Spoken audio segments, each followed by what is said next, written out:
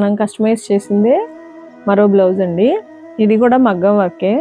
ఈ మనం మోటా జరీ అంటాము, అది ఒక 3-4 లేయర్స్ కలిపి వస్తుంది జరీ, దాంతో చేసాము. ప్లస్ జర్దోజీ కూడా వాడాము, బీట్స్ వాడాము. ఇది చీరలో బ్లౌజ్కి ఇచ్చిన బార్డర్ని మనం మధ్యలో వేసి అటు ఇటు జర్దోజీ ఈ మోటా జరీతో హైలైట్ చేసాము. చాలా బాగుందండి. ఇట్లా రెగ్యులర్గా మనం బోర్డర్ చేసుకుంటాం, ఇక్కడ మనం బోర్డర్ చేయలేదండి, స్ట్రైట్ లైన్ లాగా వేసాము.